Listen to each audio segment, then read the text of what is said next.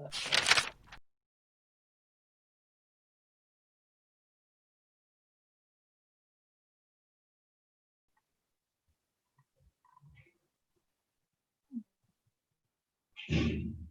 ver, bien, yo voy a hablar sobre la lectura que dejó el SPY, la comparativa que se, está, que se hizo con respecto a la crisis financiera del 2008, ¿no?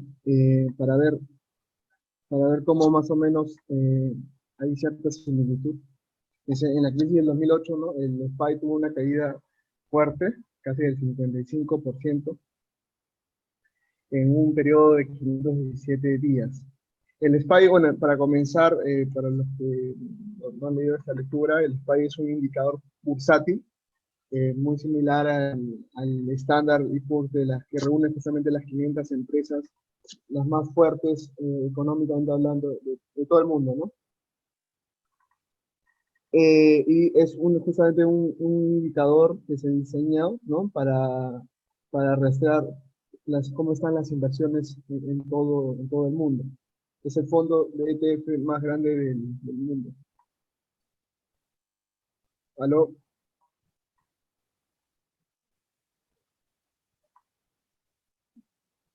¿Me escucha, ingeniero? Sí, conforme. Ya está. A ver,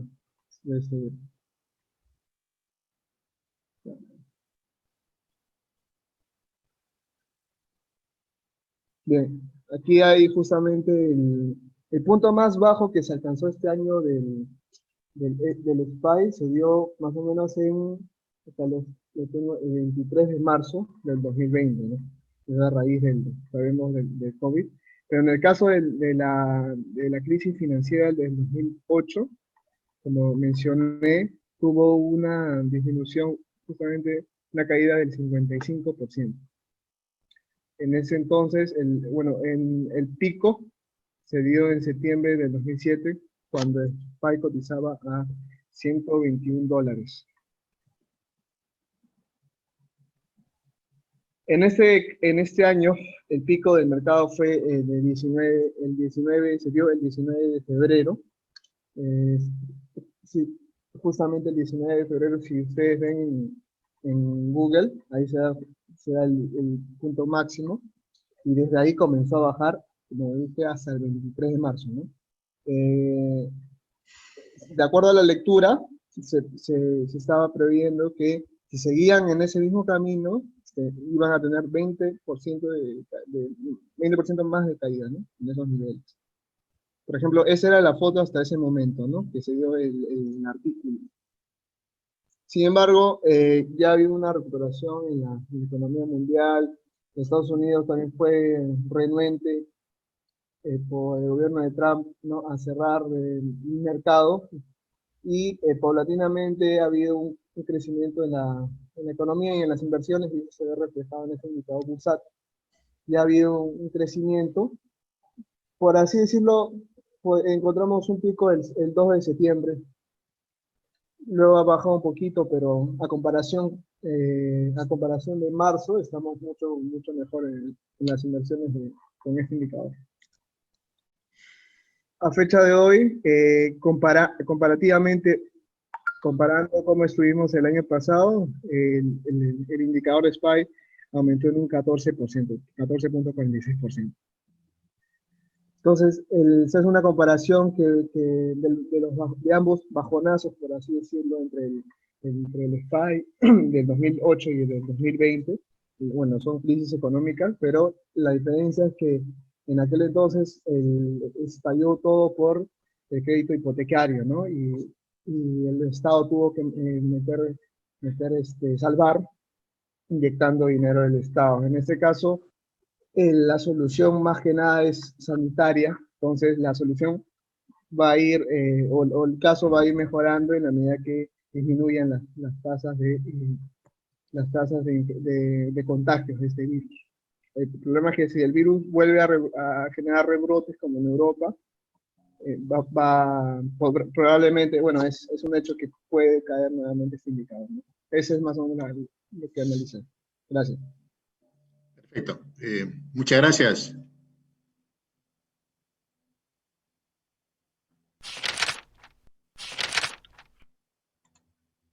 Bien, ¿alguien más, algún tema? Ingeniero, yo quisiera presentar un caso de éxito. A ver, Jordi. ¿Se ve en pantalla, ingeniero? Sí, conforme.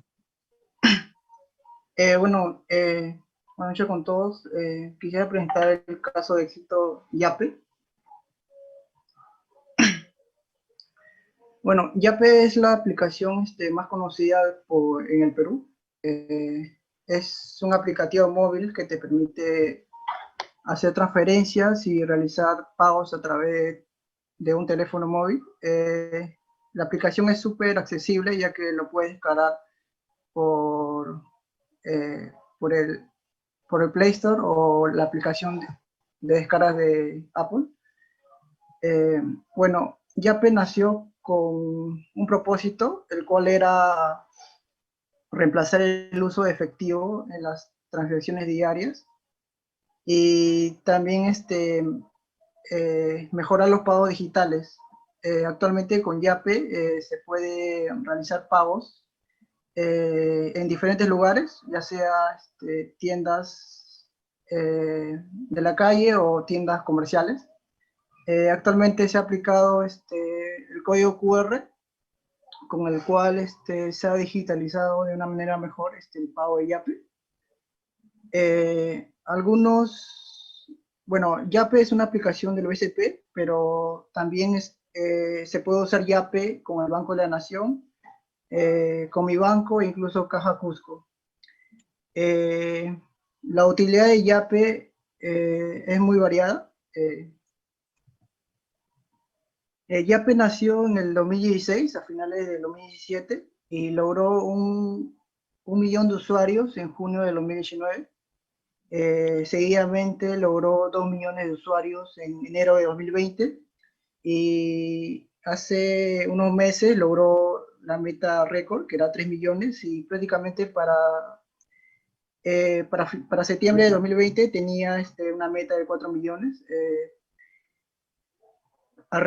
Yape atrae alrededor de 130.000 usuarios mensualmente, lo que genera 40.000 usuarios nuevos para el banco, que en este caso es el BCP. Yape se define como una tarjeta de prepago virtual, sin la necesidad de que un cliente retire dinero para hacer sus pagos. También genera valor, ya que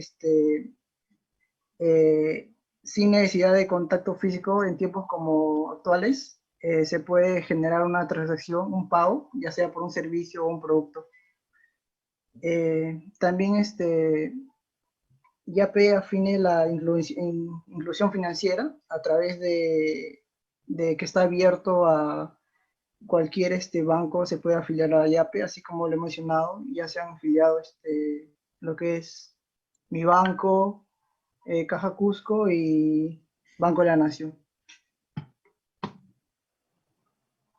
Eso es todo, ingeniero. Ok, muy interesante, ¿no? Gracias. Una captación de mercado en 3 años, fabulosa, ¿no? Sí. Bien, muy bien. Tenemos una presentación sobre el ejercicio, sobre la aplicación. George, adelante. Ingeniero, yo lo puedo presentar. Sí, vamos con George, vamos con George primero. Vale. Sí, ingeniero, estoy compartiendo mi pantalla un momento.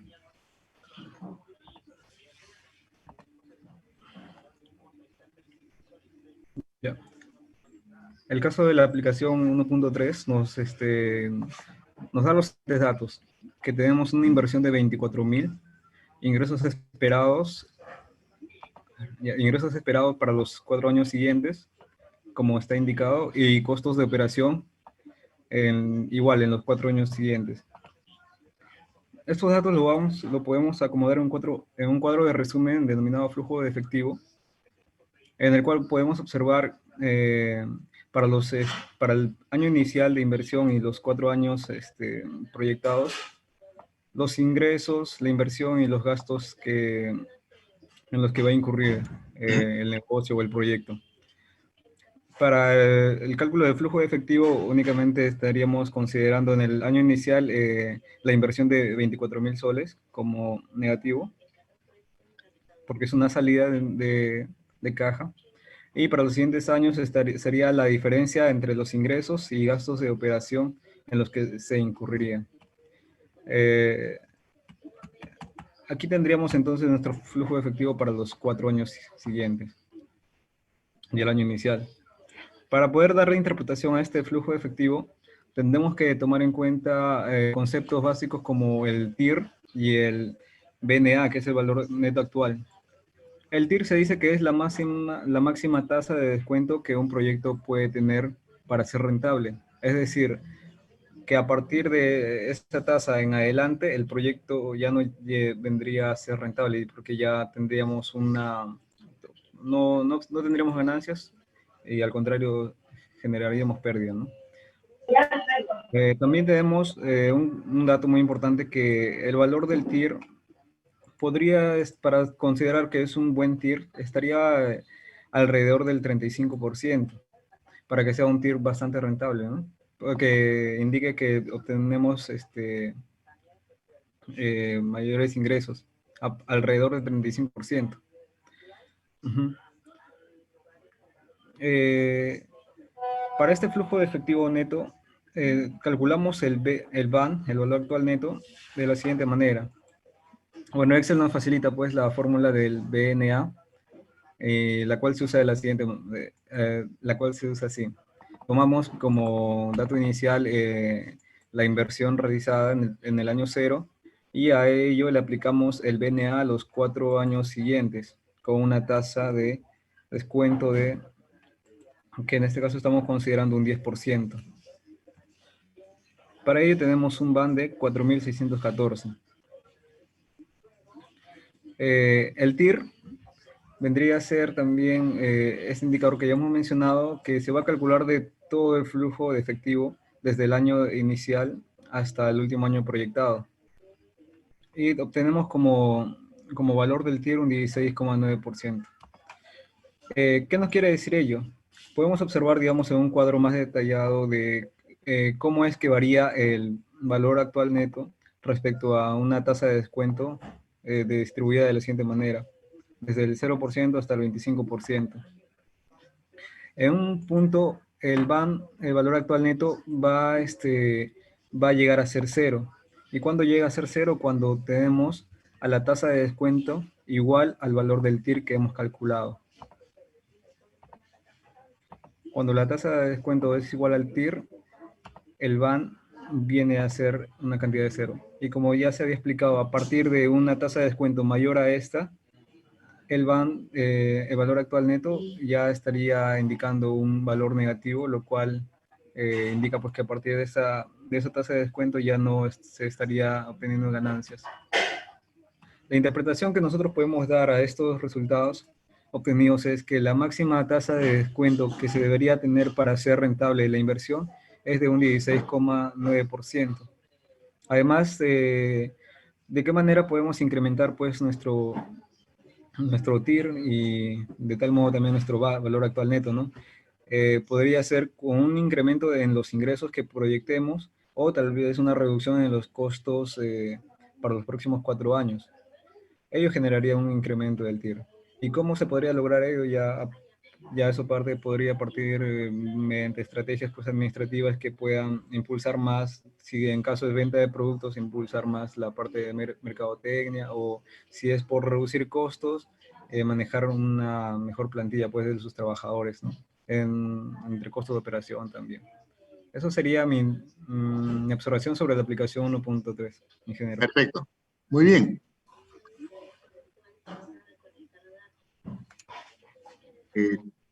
A ver, tenemos Eric, creo. ¿Querías exponer, Eric? Sí, ingeniero, le comparto la pantalla un momento, por favor. Bueno, ya mi compañero Brandon ha detallado muy bien. Más que nada, puede ver la pantalla y me escucha perfecto. Ok, más que nada, de lo aprendido ya en el curso de Ingeniería Económica, según los datos tenemos que tuvo una inversión de 24.000, los ingresos también para el pequeño negocio fueron tantos para los primeros años, para el último fue de 30.000. Entonces, lo primero que hice fue poner un costo de oportunidad, también tasa de descuento o costo del dinero, ¿no? Que lo aprendí en el curso de Ingeniería Económica, un monto random, lo puse, en este caso puse el 10%. Entonces, todos estos datos que tenemos de aquí, que salen del problema, simplemente lo jalé de acá, de arriba. Entonces, el flujo neto, hallamos el flujo neto, que es la suma de toda la fila, ¿no? Hallamos la suma de toda la fila, el valor presente es el valor actual que tenemos, ¿no? Que nos va a generar en un futuro. Lo pasamos todo el valor presente por la fórmula ya conocida, que es el flujo neto dividido entre 1 más el costo de oportunidad o tasa de descuento, elevado al periodo, en este caso es el año, ¿no? Y el valor presente acumulado es la suma constante entre el valor presente y el valor presente acumulado, que nos sale 4.615. El valor presente neto es la suma de estos tres, pero a su vez también vendría a ser el último valor del valor presente acumulado. Tenemos una TIR de 16.9, en lo cual no se va a mover, va a ser constante. Esta tasa indicador de productividad nos sale 1.2, que también resulta rentable para la empresa, ¿no? Recordemos que este beneficio-costo es por cada sol invertido que tenemos en la empresa nos genera 1,2 1,2 de ganancia, ¿no? Considerando esta tasa de descuento del 10%. Entonces, como lo mencionó mi compañero George, y también por la clase de Ingeniería Económica, queremos que este valor presente acumulado, o sea, en el periodo 4, sea cero, ¿no? A lo largo de estos 4 años no generemos ingresos ni egresos, o no haya ningún tipo de ganancia. Buscar objetivo, la fórmula, definimos la celda, que es el valor presente acumulado, ponemos que 0, cambiamos la celda el costo de oportunidad o tasa de descuento. Entonces nos bota automáticamente que tenemos un costo de oportunidad de 16,9, lo cual nos comentó nuestro compañero Brandon, para que a lo largo de esos 4 años no tendremos ningún tipo de egreso ni ingreso. Sea constante la empresa. Ese sería mi pequeño análisis, ingeniero. Perfecto. Ok, muchas gracias. Gracias. ¿Alguien más? Ok, entonces vamos a continuar.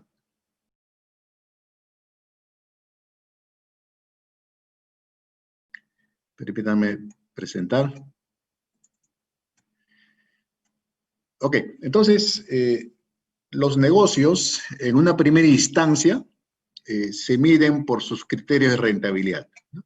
De los cuales los más usuales vienen a ser el valor actual neto, la tasa interna de retorno. Sin embargo, también se pueden utilizar beneficio-costo, periodo de recuperar el capital.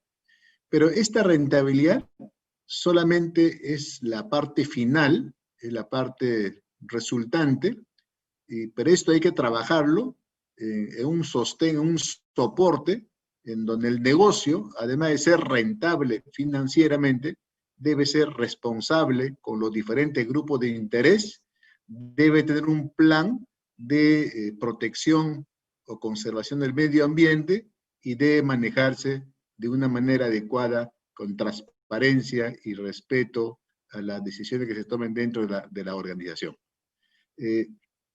Vamos a después regresar al ejercicio, a la aplicación, pero lo que quería comentarles es Ingeniería Económica, que muy bien ustedes, los dos últimos alumnos lo han expuesto, es solamente un ejercicio que se basa en datos, nuestro trabajo en proyectos, y eso lo vamos a ver en el estudio de viabilidad, es obtener esa data.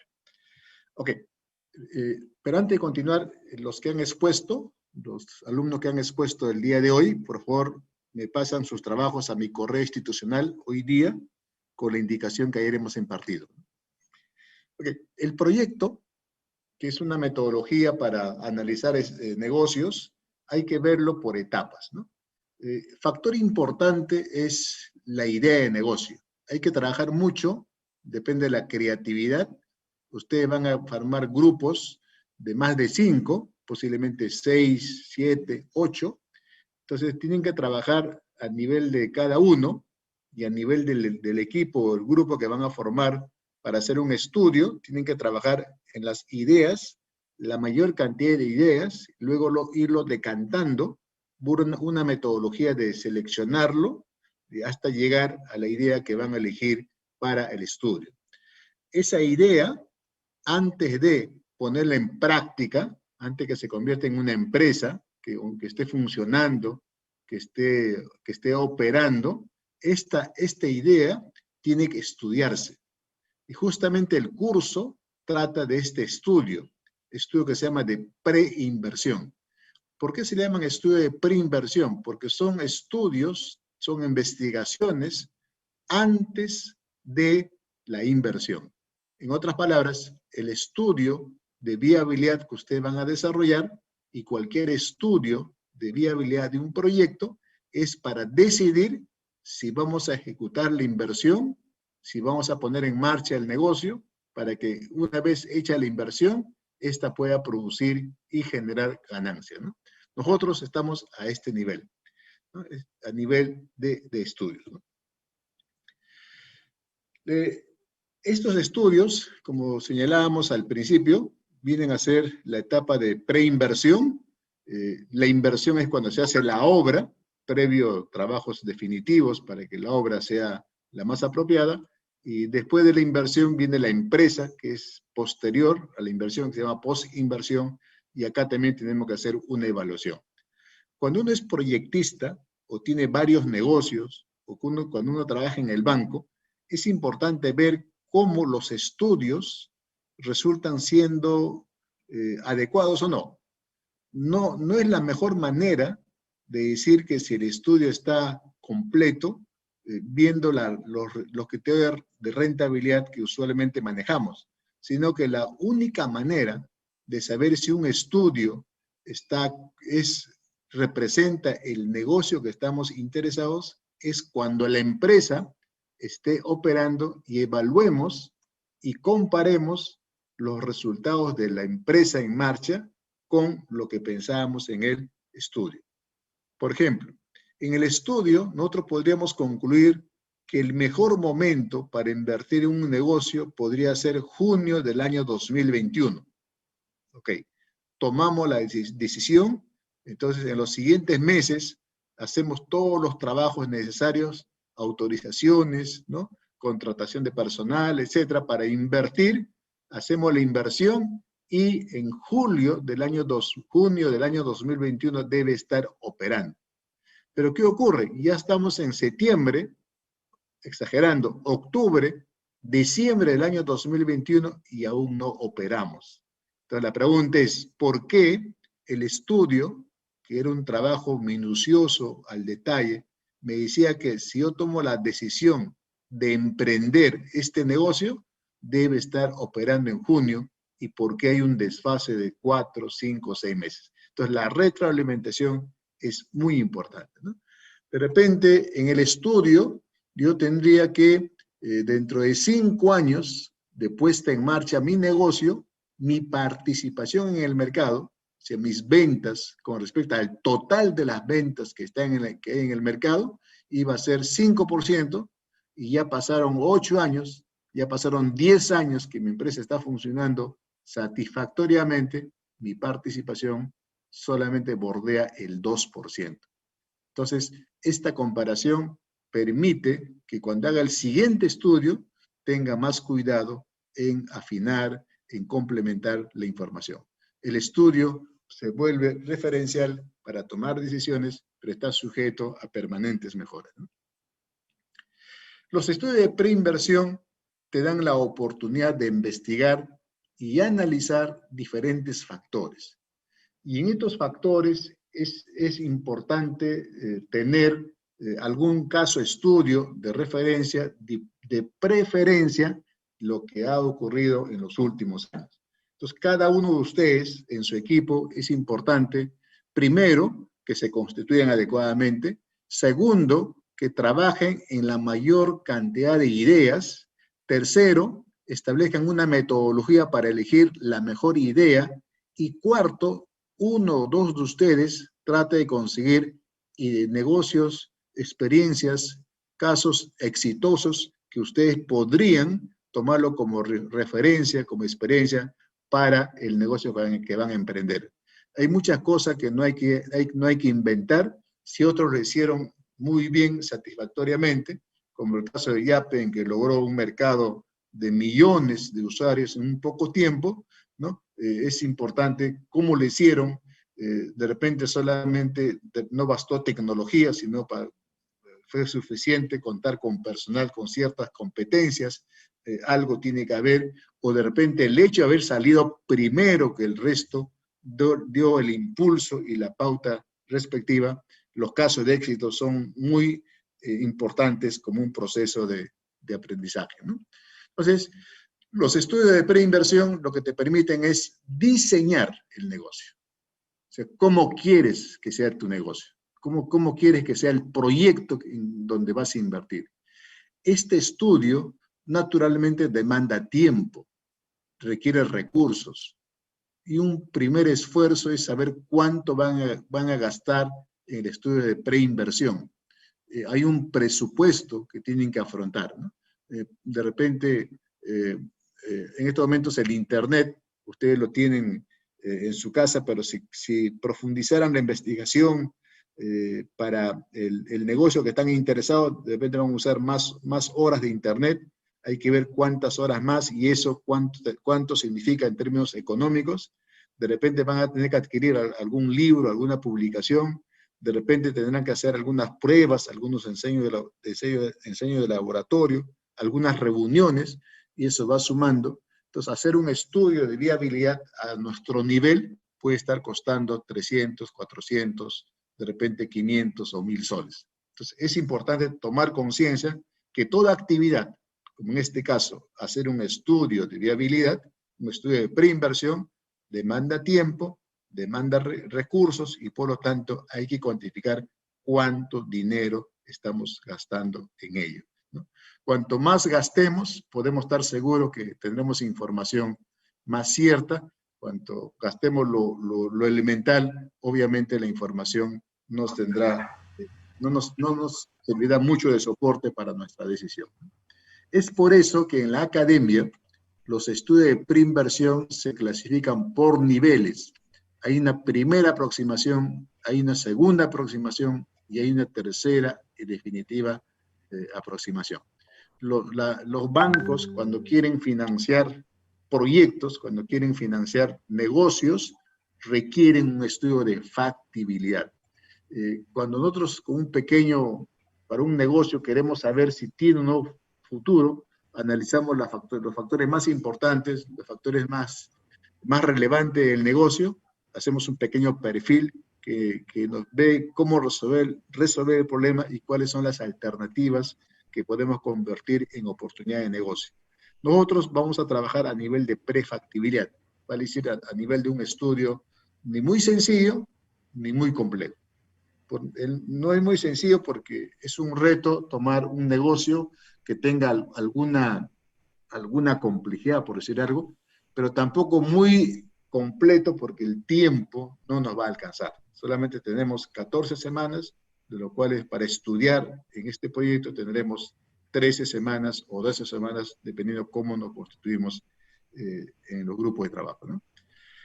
Un poco la diferencia está en cuánto estamos dispuestos a gastar como presupuesto en el costo del estudio, cuánto nos cuesta hacer el estudio, que no solamente es tiempo en horas hombres, sino materiales, laboratorios, consultores, especialistas, ¿no?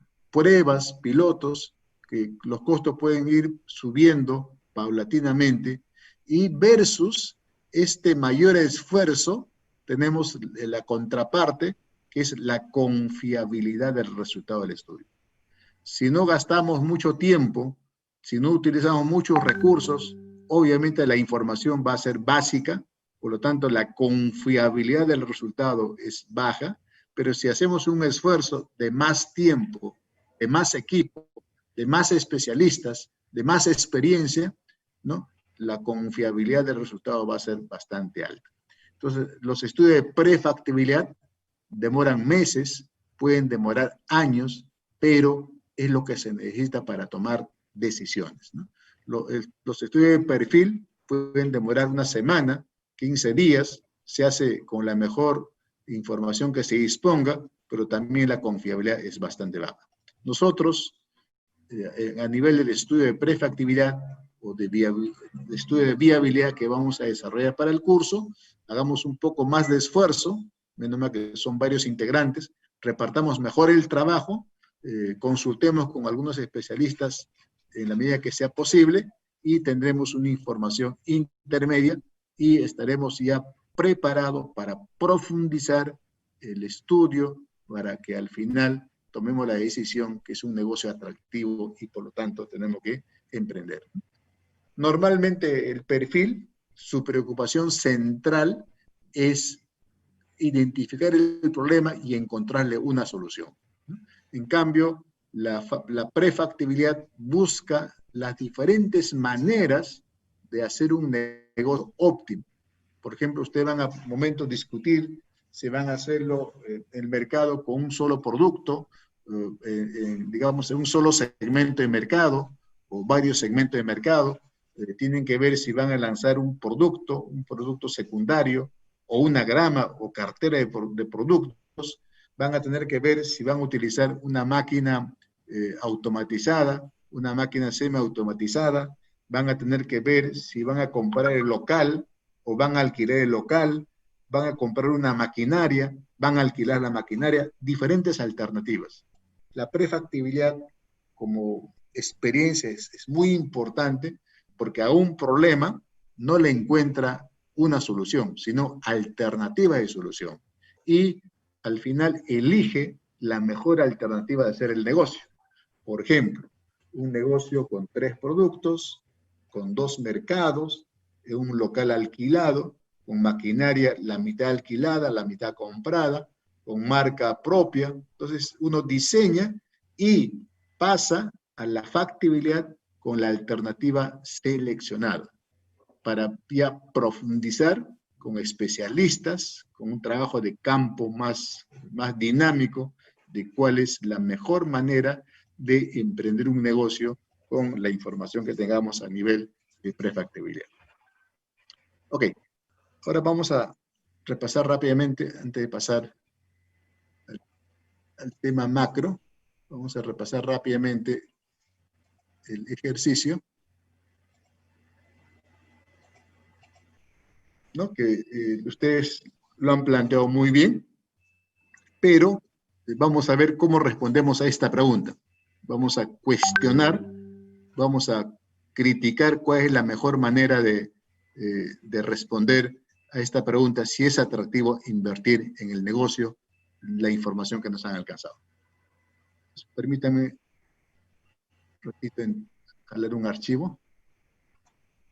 Segundo, por favor. Vamos a ver.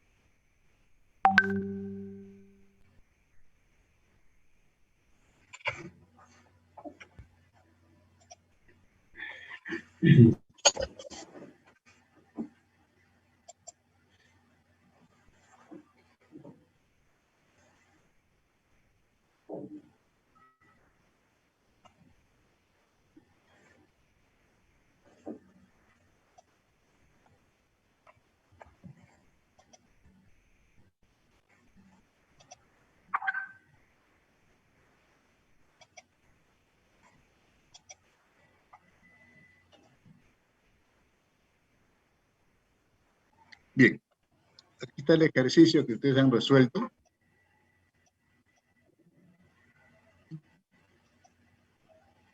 Tenemos una inversión de 24.000, creo que es la información. Tenemos los ingresos proyectados, ¿no?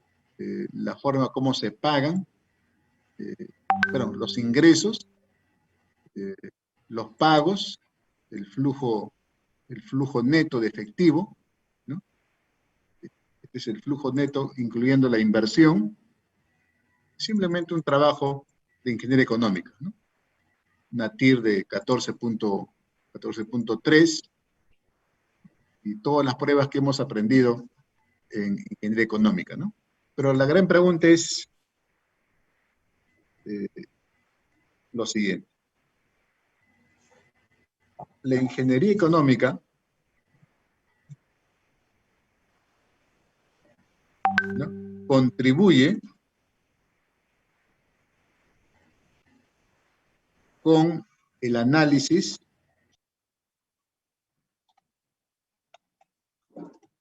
del flujo de caja,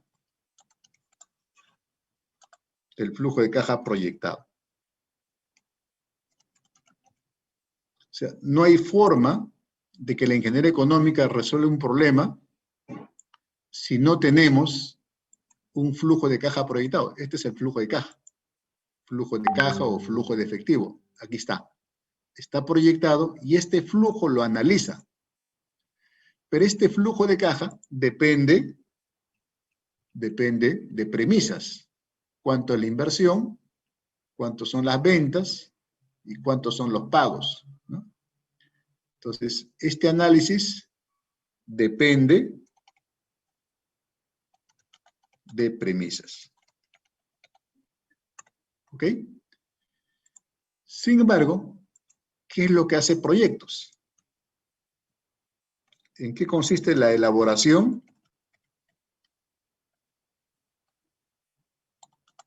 y evaluación de proyectos?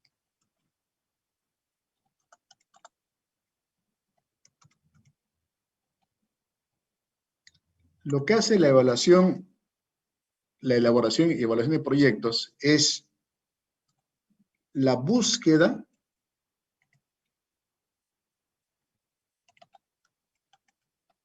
de información del negocio que se pueda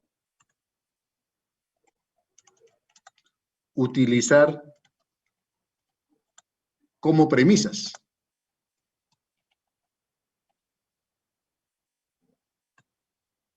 O sea, nosotros en el curso,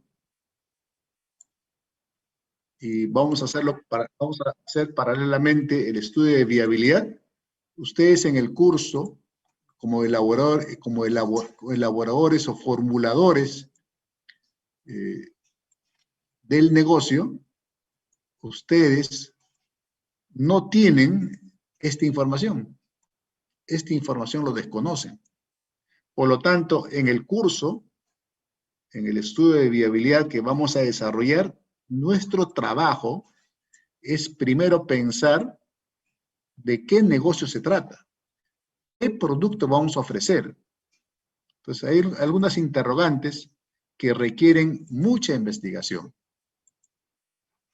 Entre ellas, aquí tenemos una lista. Primero, es ver de qué producto le vamos a ofrecer al mercado. Lo único claro es que tiene que ser un producto que le guste a la gente. Un producto que necesite la gente. Un producto que el mercado lo esté demandando. claro que no descarto que yo pueda lanzar un producto y luego educar al mercado, crear necesidad para que me vendan. Pero esos son casos especiales, son casos anecdóticos. Pero en el común de los negocios, yo tengo que empezar preguntándome, ¿habrá mercado para el producto que voy a ofrecer? Y en este ejercicio no me dicen de qué producto es, no me dicen nada. Si es un producto alimenticio, es un producto de bien intermedio, es un producto de bien de capital, es un producto que tiene mercado local, no me dicen, me dan soles, pero aquí no me dicen cuánto es la cantidad, cuál es el precio, no me dicen nada. Entonces, en proyectos, mi primera preocupación es pensar, y el equipo tiene que pensar en forma conjunta, qué es lo que van a ofrecer al mercado, si realmente hay mercado, y cómo van a hacer la investigación respectiva. Y segundo, aquí nos dan un costo muy global, pero este costo, ¿no?, es qué recursos materiales, humanos, hace falta. ¿Cuántas personas? ¿Cuántas máquinas? Acá no me dicen nada. Entonces, el segunda interrogante es, ¿y cómo vamos a elaborar el producto? ¿Cómo vamos a prestar el servicio? ¿Y cuáles son los recursos que hace falta? Esto hay que investigar. En ingeniería económica, estos son datos. Por lo tanto, hallar la TIR, hallar el BAN, previo flujo de caja, es un trabajo elemental.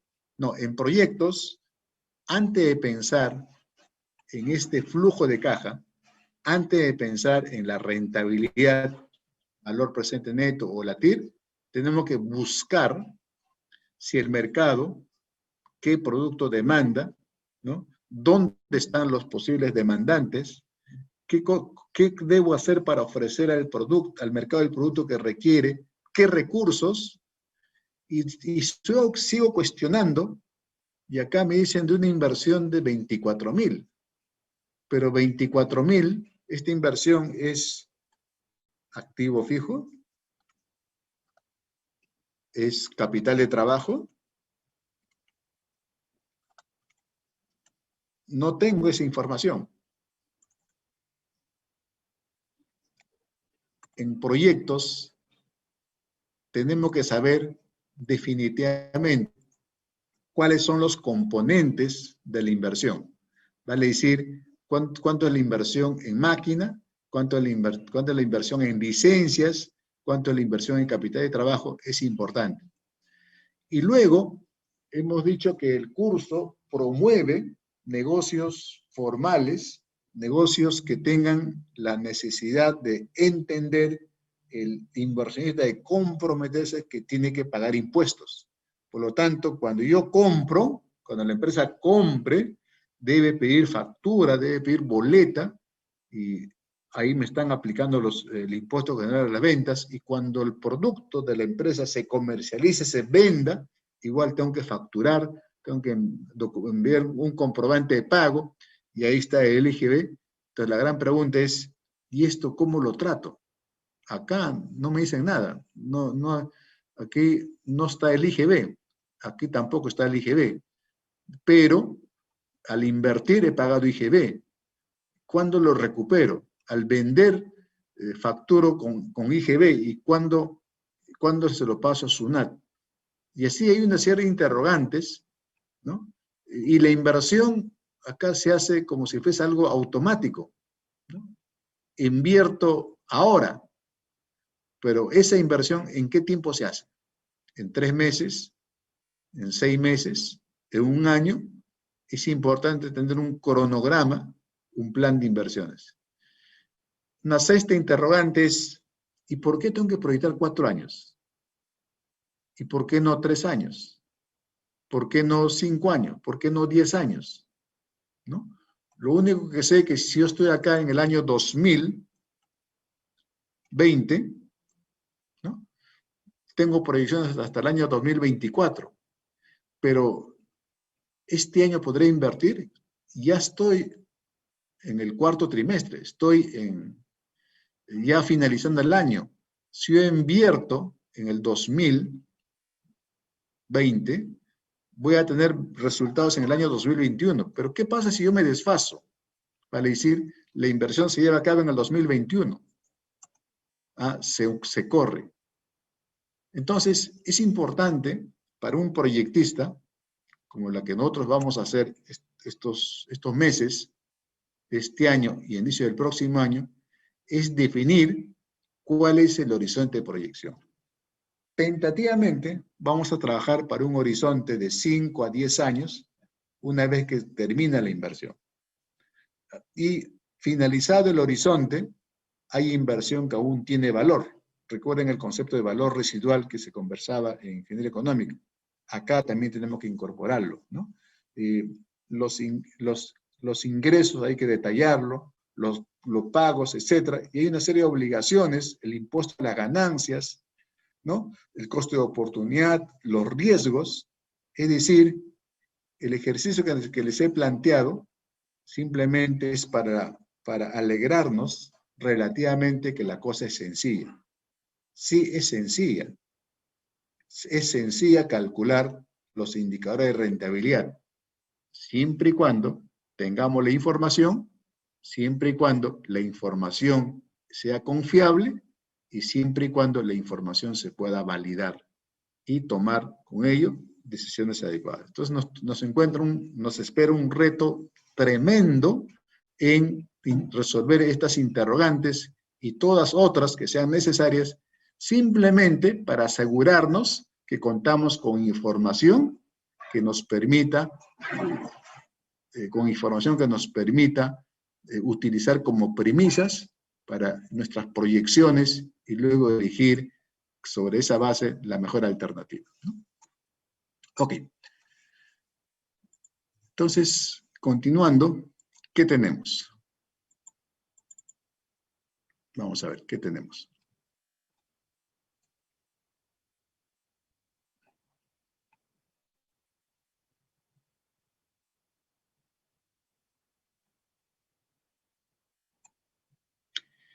Lo que tenemos es que el empresario o el analista de proyectos o el proyectista, como también se le llama a la gente que estudia proyectos, oportunidades, alternativas de inversión, tiene que conocer qué está pasando a nivel mundial, qué está pasando a nivel latinoamericano y qué está pasando a nivel local. Es evidente que por la globalización y por los avances en la tecnología de información y comunicaciones, que está totalmente interconectado. Por lo tanto, cuando uno quiere hacer un negocio, tiene que tener nociones, ¿eh? Cómo la pandemia va a ir evolucionando, ¿no? Cómo la experiencia en Europa, en Norteamérica, en Latinoamérica, hace que el Perú pueda afrontar con éxito esta situación, y eso ayuda a entender la dinámica de los negocios para poder tener una información representativa. Una vez que estemos informados del entorno macroeconómico, esta información ustedes lo tienen en el MEF, lo tienen en el Banco Central de Reserva. Vamos a tener que revisar información de esas entidades o de alguna consultora, esta información del contexto macroeconómico. Pasamos al sector en que vamos a desarrollarnos. Nosotros, dependiendo la idea de negocio que definamos, ustedes pueden estar en el sector de alimentos, pueden estar en el sector vivienda, pueden estar en el sector construcción, en sector automotriz, pueden estar en una actividad de bien social, pero hay un sector. Y tienen que ver en qué actividad particular van a estar, si van a ser suministradores, si van a ser productores, si van a ser comercializadores, o van a ser productores y comercializadores. Su cadena productiva de comprar, producir y vender, tienen que tenerlo totalmente claro. Uno puede estar en construcción, puede ser que suministra madera o cemento a las empresas que construyen. Podemos ser una entidad que apoya el acabado de los departamentos. Puede ser uno promotor de los departamentos, o cuando los departamentos ya estén funcionando, fuera para vivienda o fuera para negocios, uno puede ser el que administre el departamento. Hay diferentes formas de hacer un negocio, pero lo importante es que uno tiene que saber cuál es el sector, quiénes son las empresas, cuáles son los gremios, cuál es el modos de vida de ese sector, para tener la claridad que con quiénes vamos a enfrentarnos, ¿no? Entonces, con este panorama, tenemos el proyecto, sabemos el negocio, y podemos trabajar tranquilamente, ver qué recursos necesitamos y qué cosa vamos a obtener del producto, del negocio, ¿no? A nivel macroeconómico, uno de ustedes debe especializarse sin descuidar el resto de actividades. Es importante que el equipo, todos estén comprometidos, involucrados en las diferentes etapas, pero especializándose uno de ustedes en algunas ramas específicas. Me explico. La empresa, imaginemos una empresa que está funcionando, es un todo, pero hay alguien que se encarga de producción, hay alguien y su equipo que se encarga de mantenimiento, otro que hace las compras, otro que maneja los inventarios, otro que ve la marca, otro que vende, otro que distribuye, otro que cobra, otro que hace planillas. Es decir, hay diferentes funciones, pero todos están relacionados armoniosamente porque hay un fin único. ¿Cuál es? Que la empresa sea exitosa. Igual pasa con el equipo. Ustedes en el equipo que va a hacer el estudio de viabilidad, quieren que su estudio, quieren que su equipo sea exitoso en el estudio que van a elaborar.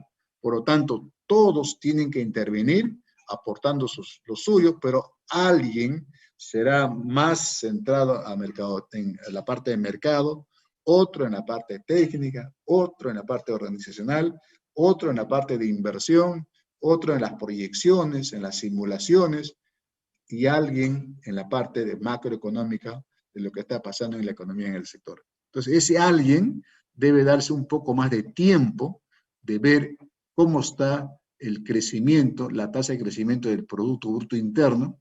Bueno, este año ya está cantado, el PBI este año se va a contraer, posiblemente en el orden del 10, el 12%, el más alto de los últimos 25, 30, el más bajo, el crecimiento negativo más fuerte en los últimos 25 o 30 años, ¿no? Entonces, hay que ver cuál es la tendencia el próximo año.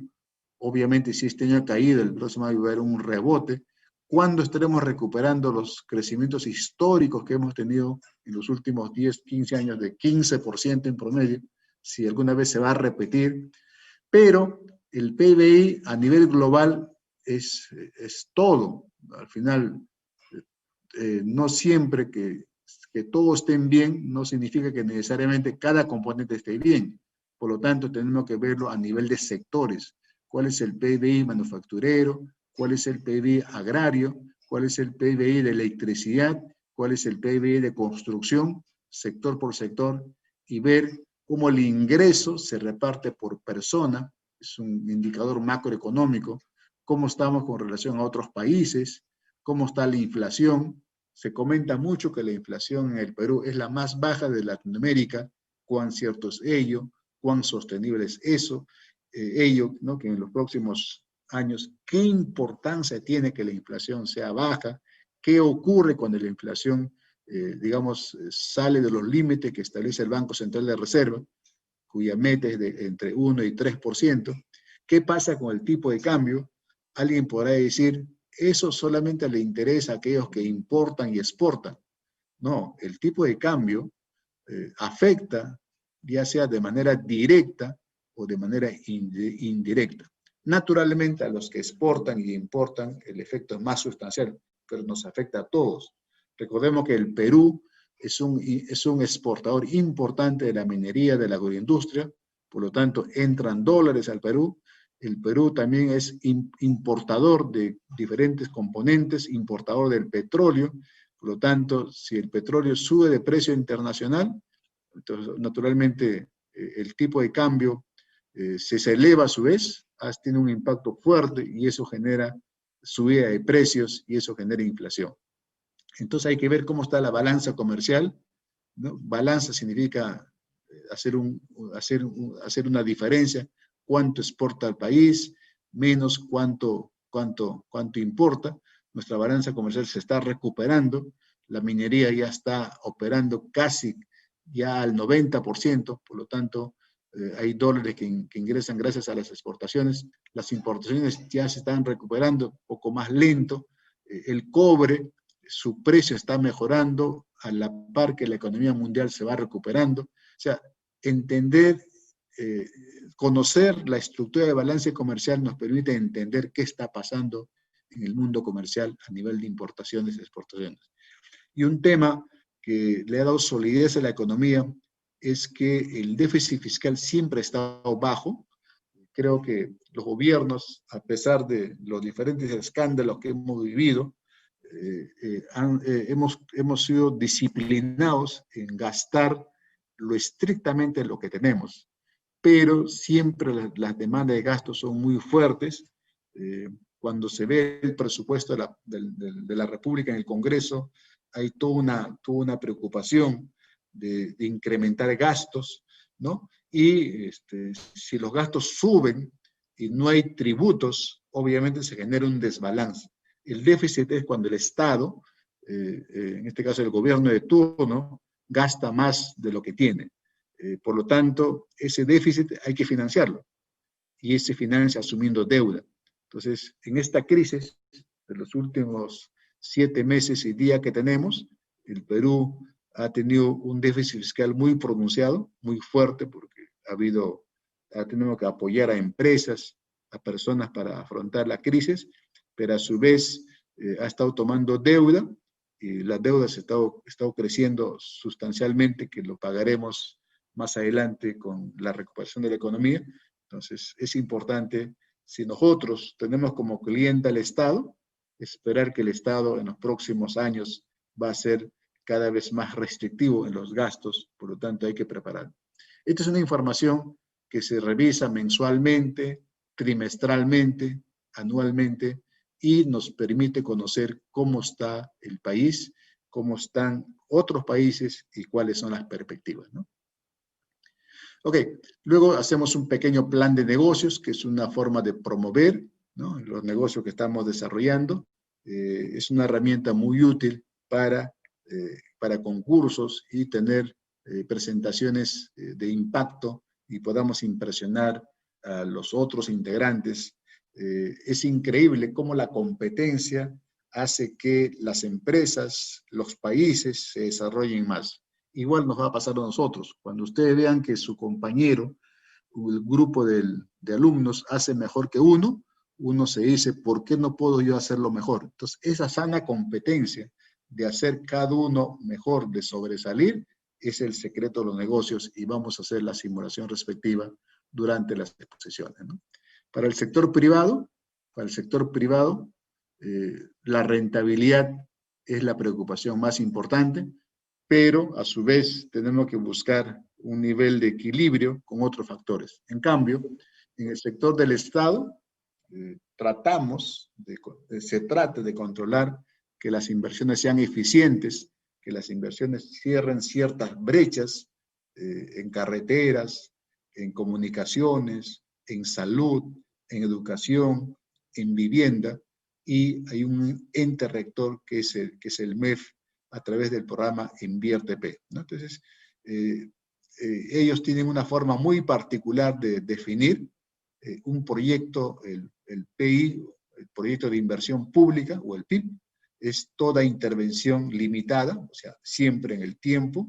Lo que hace es para utilizar total o parcialmente los recursos públicos, que son las recaudaciones, que es el recurso de todos nosotros, para crear, ampliar, mejorar, modernizar la capacidad de producir o de prestar servicio, ¿no? Entonces, donde el beneficio es durante un lapso determinado, ¿no? De modo que podamos tener resultados satisfactorios para toda la sociedad, ¿no? Ok, entonces, esto es lo que tenemos para el día de hoy. Si tuvieran alguna inquietud, alguna pregunta, con mucho gusto. Genero una consulta.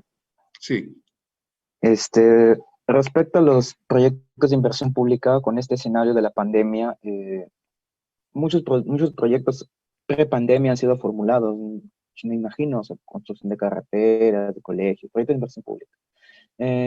Lo que quería preguntar es, ¿con qué criterio, o sea, como han cambiado el escenario, ahora estamos en pandemia, cómo se podría retomar esos proyectos de inversión pública? ¿Bajo qué criterios? ¿Qué enfoque se le da más o menos? Eso quería saber. claro.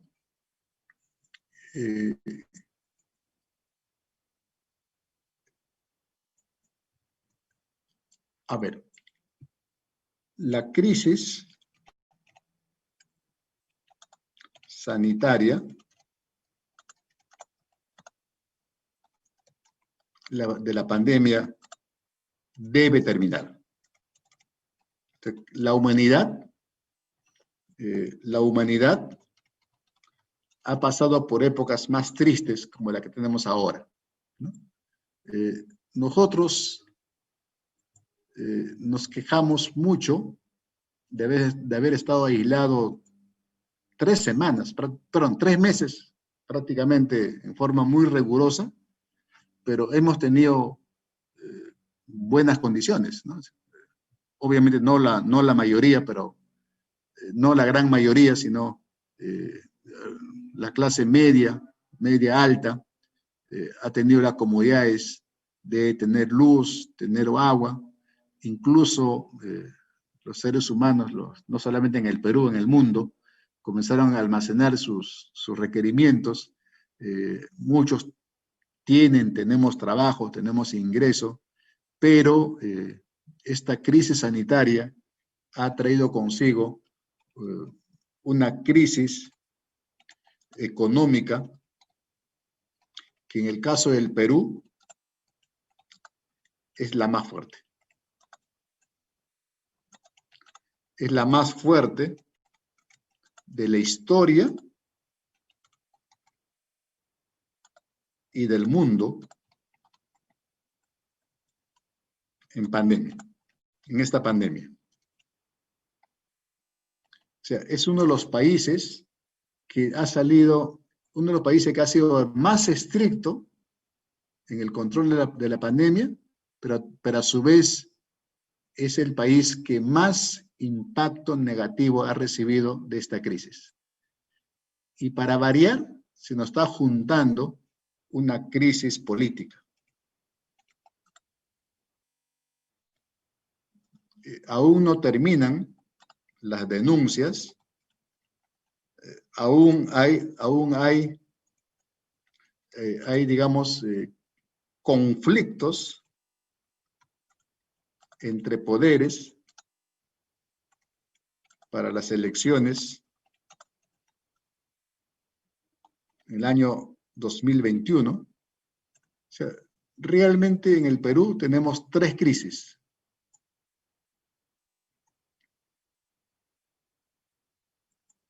La crisis política, la crisis económica y la crisis sanitaria. Entonces, la recuperación de la economía,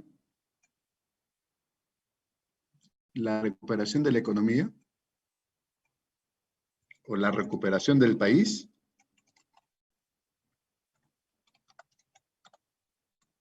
naturalmente consiste en superar estas 3 crisis. Y donde todos concuerdan es que tiene que ser un trabajo conjunto entre Estado, sociedad y empresas. En otras palabras, el tema no lo va a resolver el Estado, el tema no lo va a resolver la gente, el tema no lo va a resolver los empresarios, sino los tres juntos. Tenemos que hacer ese esfuerzo. En ese sentido, la inversión es trascendental.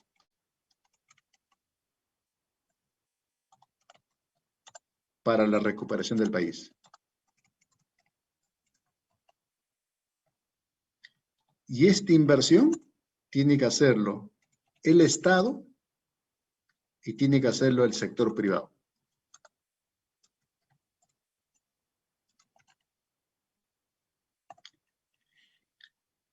Este es un tema que todos lo tenemos claro,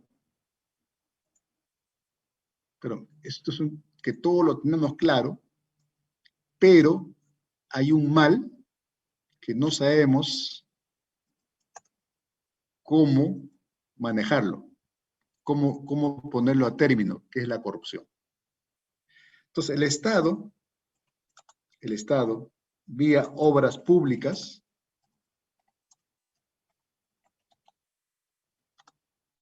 tiene que cubrir brechas. Entonces, teníamos un plan muy agresivo, como les comenté, creo ya estábamos soñando en ser miembros de los países desarrollados, pero nos afrontó esta crisis, pero esta crisis trajo una crisis económica muy seria, pero la crisis política en el país sigue siendo un punto neurálgico. Somos uno de los pocos países, si no el único, tal vez, en que tiene presidentes que están perseguidos, que están en la cárcel, ¿no? Entonces, incluso nuestro actual presidente, esperemos que sea falso todo lo que se habla de él, pero está en cuestionamientos. Entonces, el Estado, con este ambiente de corrupción, ¿cómo va a ser el trabajo de las obras públicas? Entonces, un esquema de reformulación, y aquí voy a su pregunta, es un poco aprovechar la experiencia exitosa de los Juegos Panamericanos.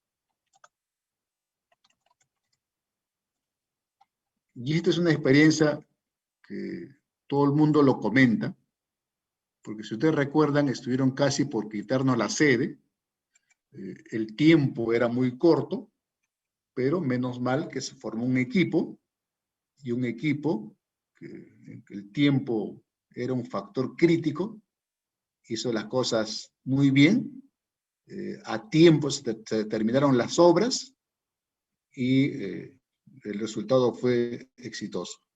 Y fue un tema de gestión de proyectos. O sea, la gente que intervino, me refiero a la gente especialista, la gente de campo, son gente que sabía de gestión de proyectos. Y se hizo acuerdos de gobierno a gobierno.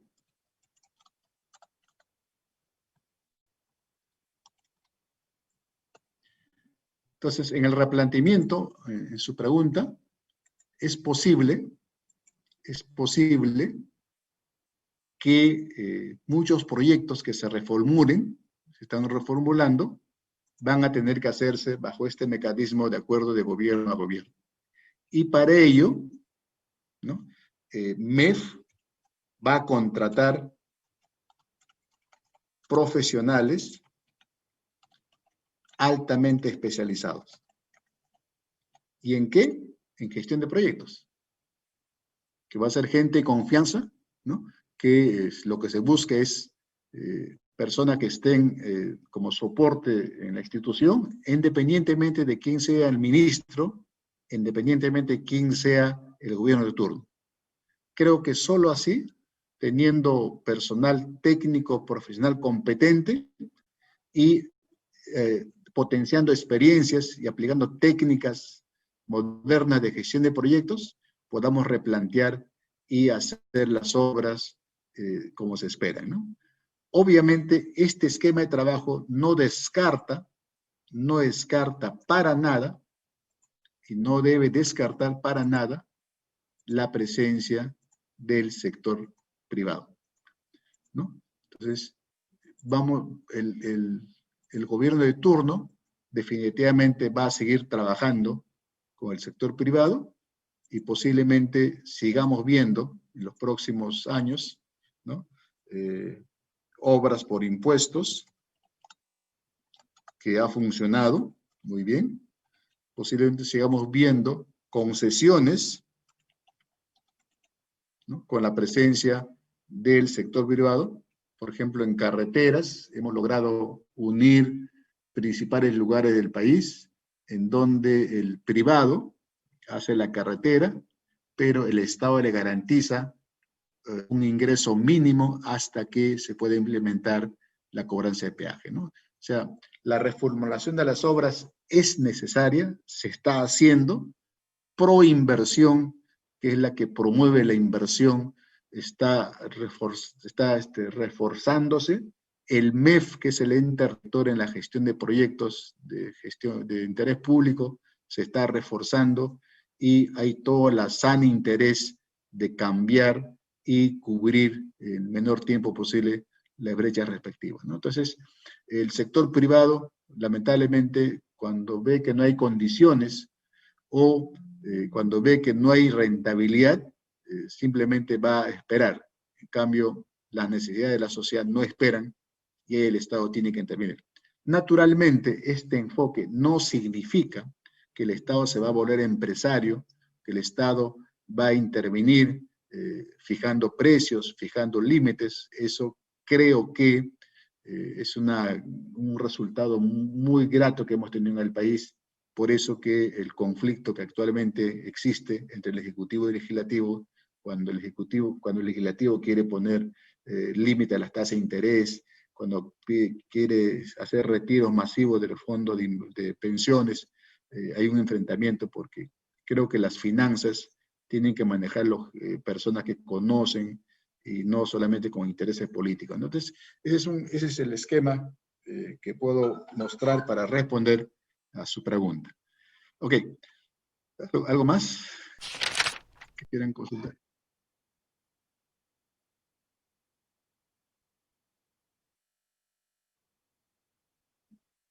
A ver, vamos a ver.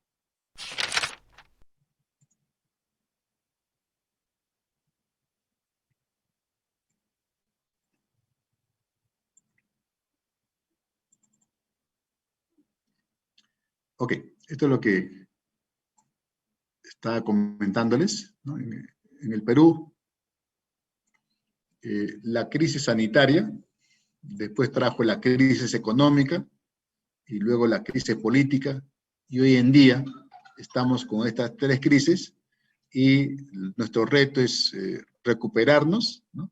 A la pregunta de su compañero, ¿qué hacer con las obras públicas que tienen que replantearse? Efectivamente, de hecho, ya se está haciendo, ¿no? La formulación se está trabajando en función a los éxitos que hemos tenido en los Juegos Panamericanos, ¿no?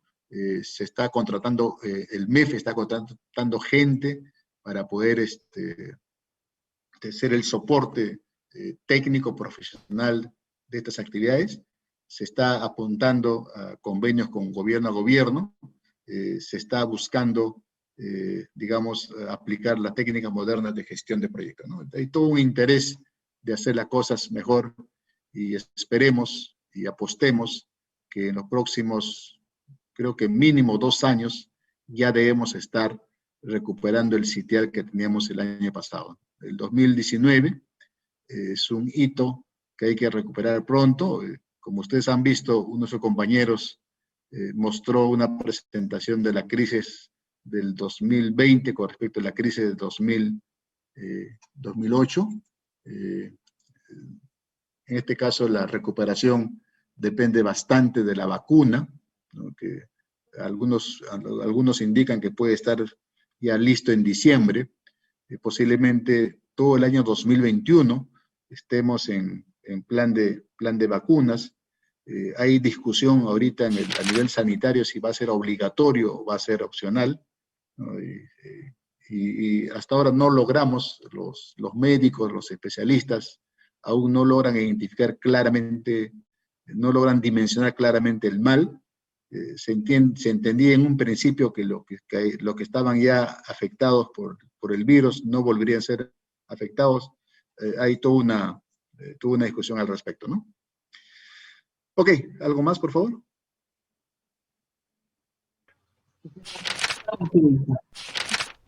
Sí, Guillermo.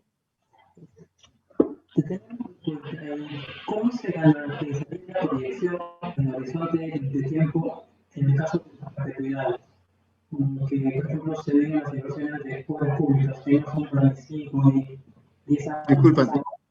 Disculpen, no le escucho bien. Guillermo, no le escucho bien. Allá, me comentaba de cómo se analizan las proyecciones en el horizonte de tiempo de las perpetuidades, que vendrían a ser las inversiones por las obras públicas, ¿no? Que no se proyectan a 5 o 10 años, que no van a un horizonte mucho mayor. Sí, la verdad que no logro. A ver, por chat.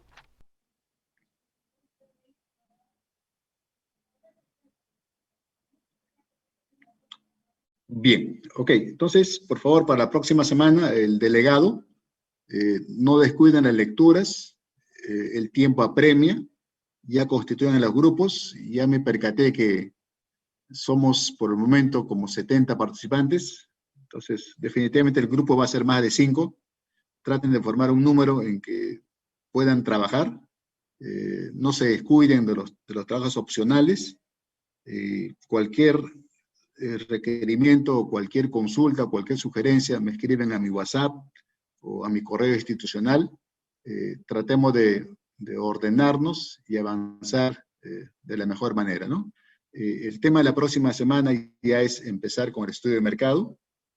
Ustedes sé que ya han llevado un curso en particular, han hecho trabajos, por lo tanto va a ser sencillo.